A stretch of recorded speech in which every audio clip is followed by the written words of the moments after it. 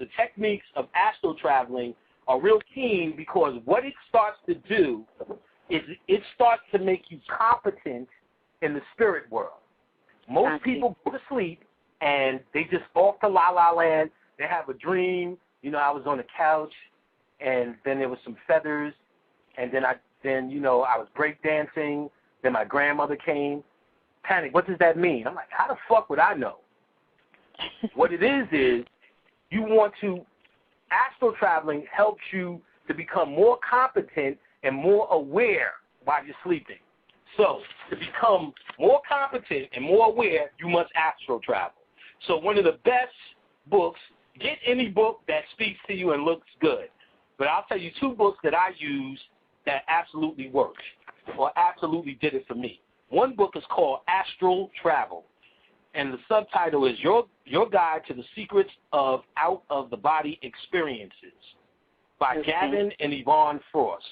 Yvonne, Y-V-O-N-N-E, last name Frost, F-R-O-S-T. This is a little book. It's real easy to read. They give you some technique, but they tell you more in this little easy-to-read book, the mentality of the astral world. For instance, I remember them telling a story how you'll astral travel and you can still see the earth plane as well. You'll be able to see the earth plane. And you'll see around churches, thousands of entities hanging around churches waiting for something to happen.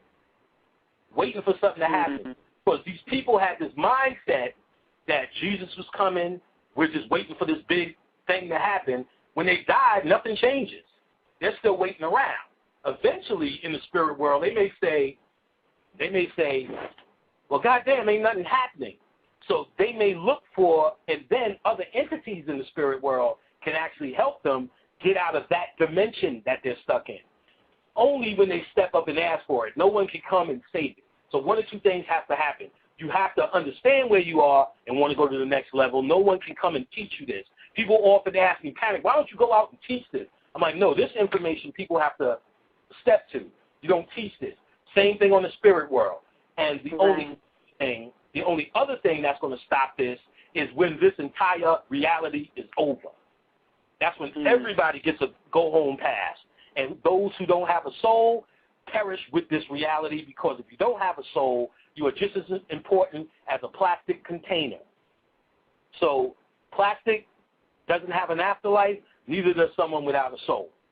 So we move on. Our light is then will be sucked and connected. The only thing real about you is your light, not your body. That's what lives forever.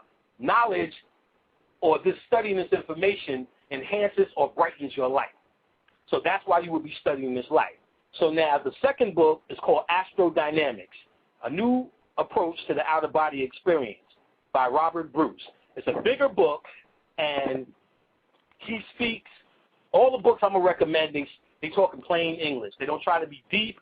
A fifth grader can read it. And they don't use so many references that you won't hear before. Astrodynamics, Robert Bruce.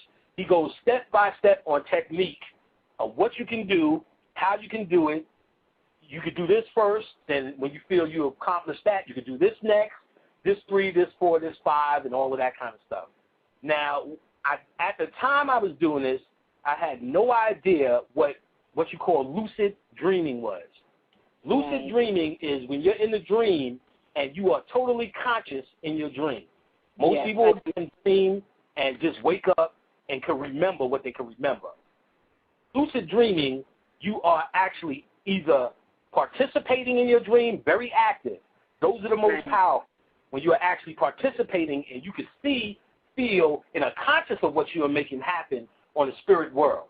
And these things don't happen for your rent. These things, again, happen for higher revelations or things you are supposed to bring to the masses in this planet or something pointing towards your total transformation.